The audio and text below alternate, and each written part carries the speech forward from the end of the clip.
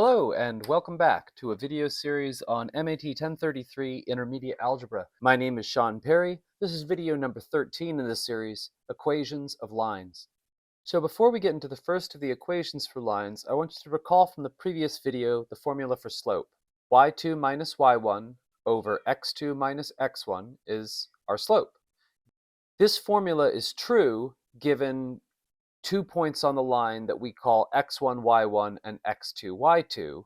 But since it's actually true for any two such points, we could imagine leaving the second point, x2, y2, as a variable, xy. This is kind of a subtle point, but the idea makes sense. If this really works for any 2 points, why don't I just let one of those 2 points be a variable, and I could stick in numbers for the first such point? If we did that, then our equation for slope would be y minus y1 over x minus x1 is equal to slope m. And that would be true for every single point on the line xy. So we want to now leave x and y as variables instead of picking a second point to plug in. Why would we do such a thing? Because this actually gives us our first equation for a line. This expression, y minus y1 equals m times x minus x1. This is true for all points x and y on the line, and in fact, it's only true for those points. So this defines a line. That seems important enough to merit some critical notes. Copy this down. We have just learned point-slope form. This is the equation for a line through the point x1, y1 with a slope of m. It's called point-slope form for obvious reasons, because if we know a point and a slope for the line, that is to say, a point that the line passes through and a slope of the line m, then we know enough to write down an equation for the line. Let's practice this with an example. Let's write an equation for a line passing through 3, 7, the point x is 3, y is 7, with a slope of -4. So the first thing we want to do is identify our x1, y1, and our m. That is to say, in this one, x1 is going to be given by 3, y1 is our 7, and m is -4. We plug these into the original equation, y minus y1 equals m times x minus x1, and that just replaces these things. Now, it's customary to distribute. You could leave it right here on this line that I'm indicating. Y minus 7 equals -4 times x minus 3, but it's pretty customary to also distribute the signs and write y plus 7, and distribute the -4 over here and write -4x, negative times a negative is a positive, so this is positive 12 on the end. Let's do another example. What if I wanted to find the equation for a line in point-slope form passing through the 2 points 0, 0, and 3, 8? Well, in this case, the only thing different about this problem is that instead of having a slope and a point, we have 2 points. But we learned last video how to calculate slope from that. So that's going to be our first step. We're going to pick one of these to be our x1, y1, and pick one of these to be our x2, y2.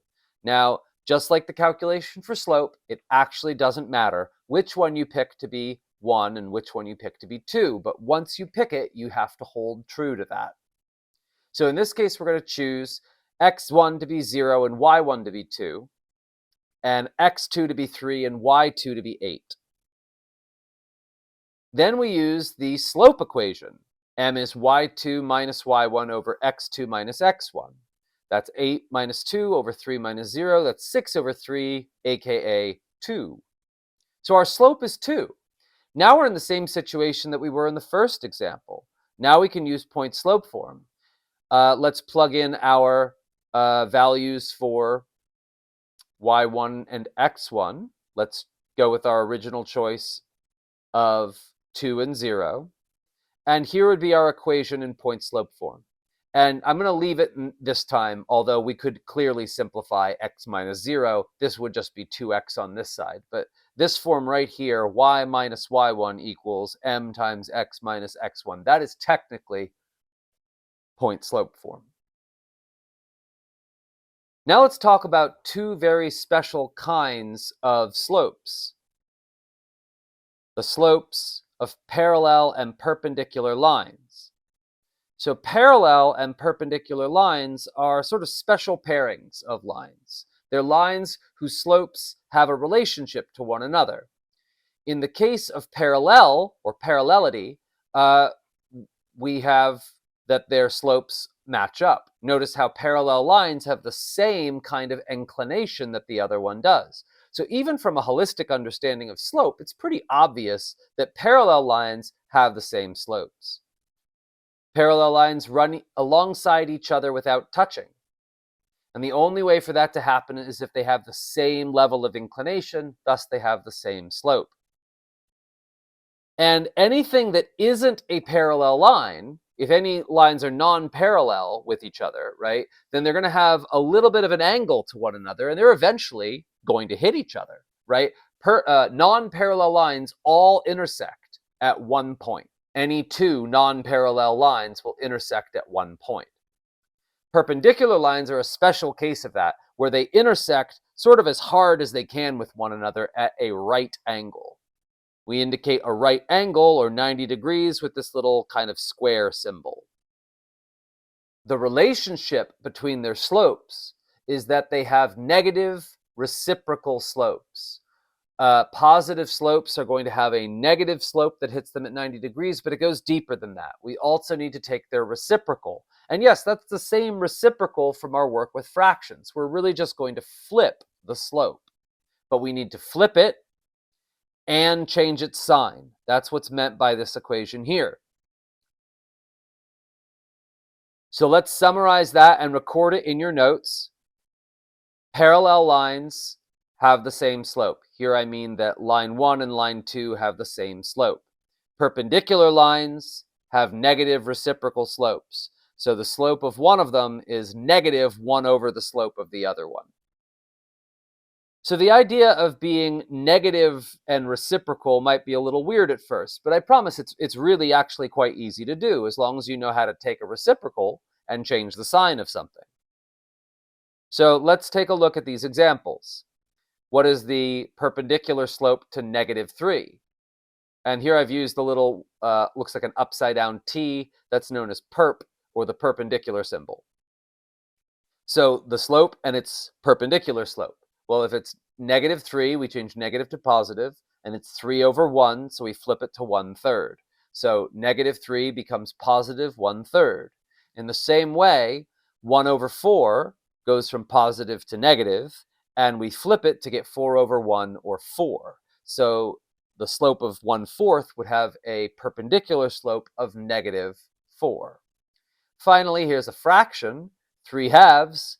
Flip it, 2/3, and change the sign from positive to negative, and we get the negative reciprocal.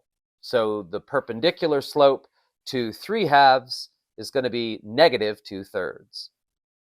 All right, let's do some examples finding lines that are perpendicular to other lines. So find the line through 3, 1, which is perpendicular to the line y equals 1/3 x. Notice that, yes, indeed, y equals 1/3 x does go through 3, 1, although really all we need to extract from this is its slope. So recall that for any line that has the form y equals mx plus b, we saw in the last video that this m, the coefficient of x, is going to be its slope. So for this line y equals 1/3 x, b is 0. There aren't any b's here. We're adding 0. And m is 1/3. Well, the negative reciprocal of 1/3 is minus 3.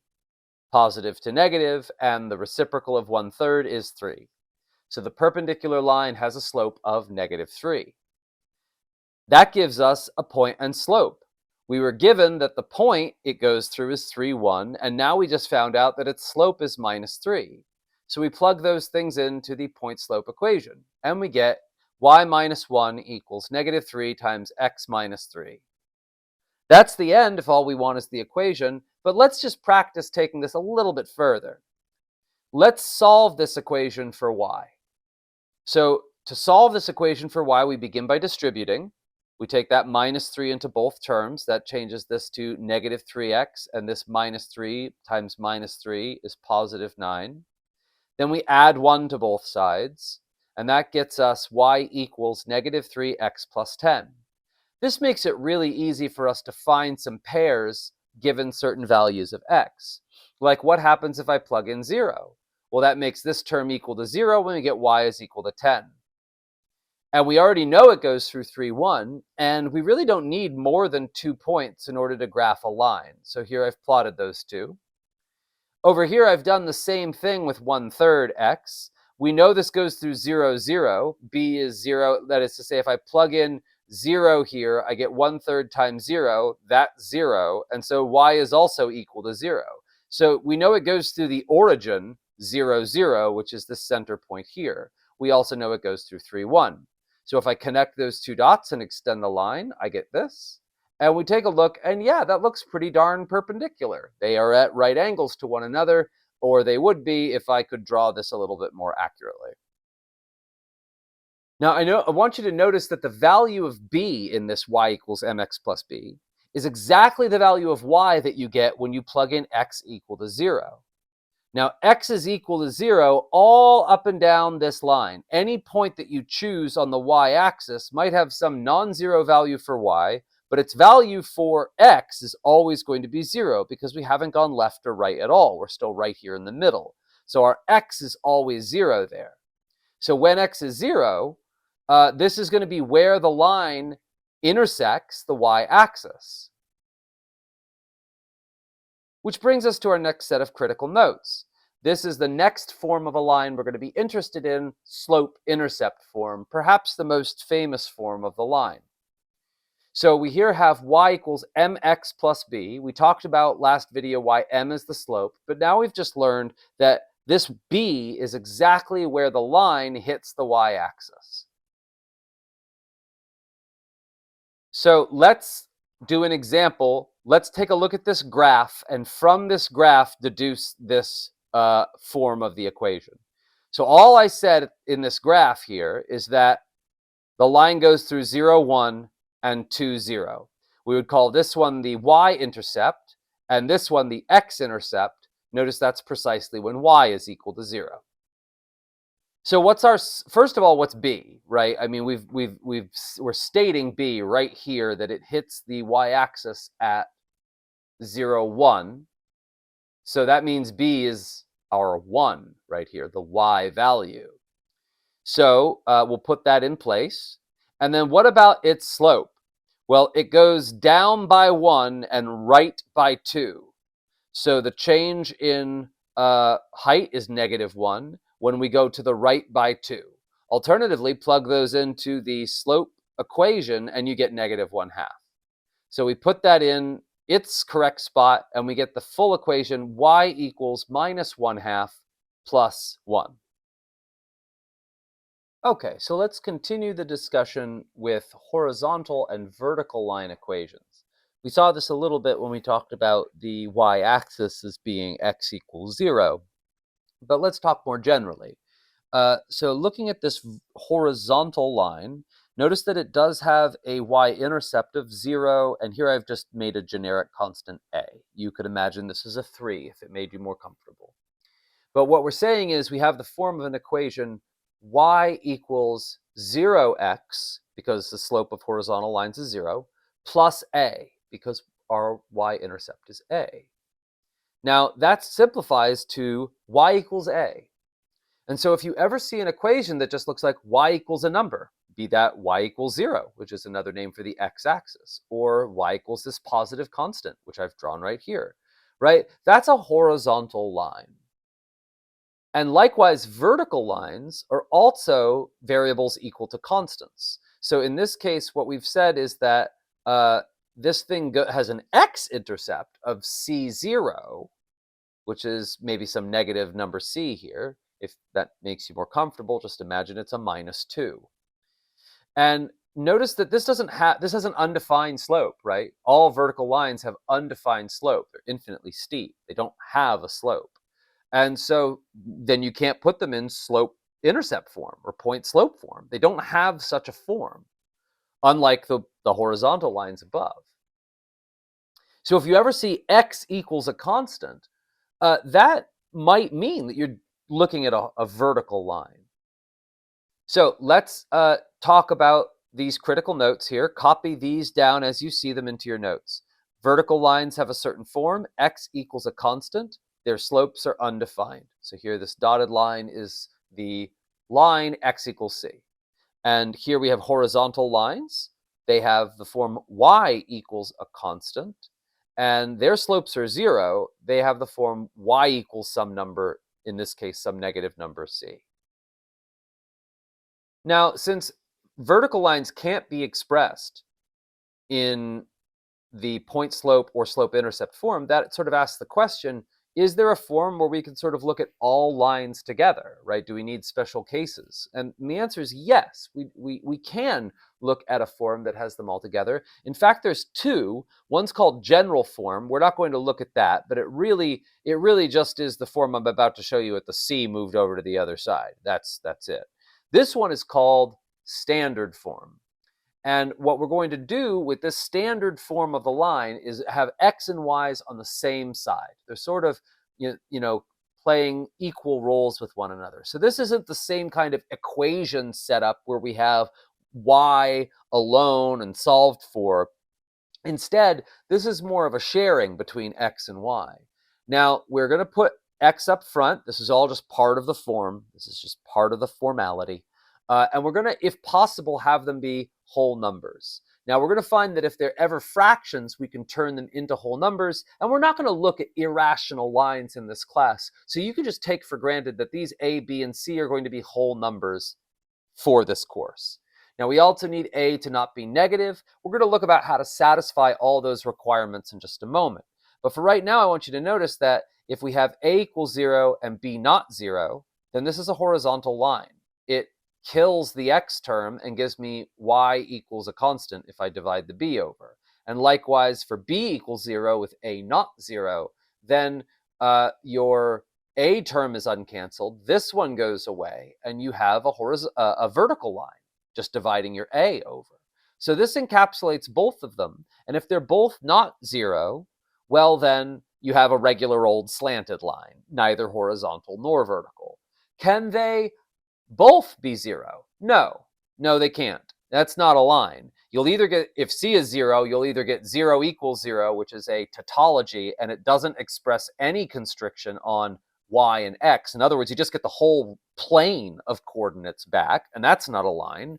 Or you get something non-zero for c, and then you get 0 equals non-zero, which is a contradiction. And then there's no points involved. So we're not talking about empty lines or the line that is the whole plane. Neither of those are lines. So the requirement also includes that a and b cannot be mutually 0. They can't be 0 at the same time.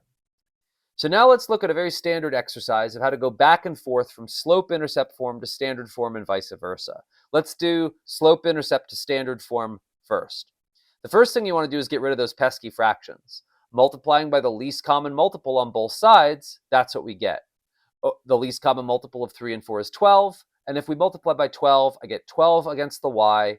I get 3 divided into 12 is 4 times 2 is 8. I get 4 divided into 12 times 1 is 3. Now we want to move the x's across to the other side to pair them up with the y's. We do that by subtraction. That puts minus 8x plus 12y equal to 3. To get rid of the minus sign next to the 8, you just multiply on both sides by minus 1. In other words, change everything's sign, and that makes the leading term positive. So we're good. This is now in standard form. To go from standard form to slope-intercept form, you basically just do those same moves in reverse, and what that's going to look like is solving for y. So for example, let's take 3x minus 4y equals negative 8 and write that in slope-intercept form. The first thing we want to do is get those x's over to the other side. So we minus the 3x over. Then we divide both sides by the -4, the coefficient of the y. That cancels to 1 on this side, and we divide into both terms on this side. Notice I've extended the quotient bar under both of these because you need to divide the entire right-hand side by -4. Now, distributing that into each term, I get +3/4 and +2. So we can re-express it this way, and now we are in slope-intercept form.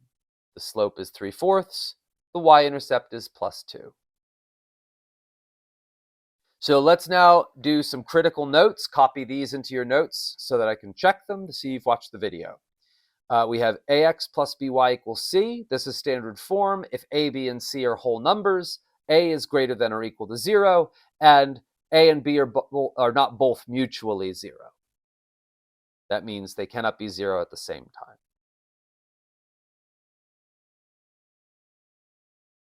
So for your practice exercise today, I have 4 exercises hidden in one. I want you to write 2 equations in 2 forms. That's 4 equations total. And I want them to be the parallel and perpendicular lines to this line, y equals 3 over 2x plus 1, that both pass through the point 1, 1. Pause the video at this time, try to make sense of that, and we'll see how you did. Okay, let's see how you did. So the first thing we want to extract is the slope. Slope of the line y equals 3/2 x plus 1 is 3/2. And so the parallel line is going to have the slope 3/2. Parallel lines have the same slope. And the negative reciprocal, to get my perpendicular slope, is flip it, change the sign, -2 over 3. So let's do our parallel line first. Putting it in point slope form, I have, and treating this 1, 1 as my x1, y1, I have y minus 1 equals 3/2 x minus 1. Distribute the 3/2. Get rid of this 1 by adding 2/2 to both sides. That's, of course, just 1, so these cancel, and adding 2/2 to 3/2 is easy. -3/2 plus 2/2 is -1/2. There it is. That's slope-intercept form. We're done with that. Then to get it into standard form, we multiply both sides by 2. That gets rid of the fractions and puts a 2 on this y. Then we want to minus the x over, divide by -1 or multiply by -1 on both sides to change everyone's sign, and now we're in standard form. So these are your 2 equations, one in slope-intercept and one in standard form. Now let's look at the perpendicular line. It's the same x1, y1, but now there is a -2/3 for my slope. I distribute it. I get y minus 1 is equal to -2/3 x plus 2/3. I add 3/3 to both sides. That cancels this 1, because 3/3 is just 1. And here I get 5/3. So this is now in slope-intercept form. -2/3 x plus 5/3 is my y. That is my slope-intercept form. To get that in standard form, multiply on both sides by 3, and add our 2x over to the other side to get 2x plus 3y equals 5. This is already positive, so there's no reason to change any signs. We're done. This is in standard form. This is slope-intercept form. That's it for the question, but I thought I would just graph both of these and sort of comment on that a little bit. We're going to be graphing these equations a lot more in the next video. But for right now, let's just see that they are perpendicular. They certainly look perpendicular. Notice that we have a fraction y-intercept. Please don't let that freak you out. Just take your units, here's 1 and 2, and cut it into thirds. 1, 2, 3, 4, 5, 6. Now you've got thirds. This is at 5/3. So we mark it on that 5th tick mark if each tick mark is a third. We know it goes through 1, 1, so we connect those 2 dots, and that's one of my lines. On the other hand, over here, I have -1/2. That's down here. Here's -1, so in half, that's -1/2 right here. And it goes over by 2 and up by 3.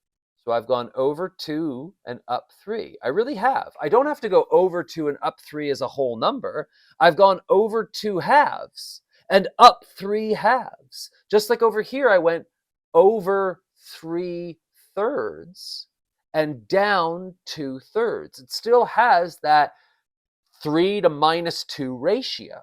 So these are the correct slopes, and we can observe that they are indeed at right angles to each other. Okay, that's all for right now. Thank you for your patience. Have a great day and good luck with your studies. I'll see you in the next video.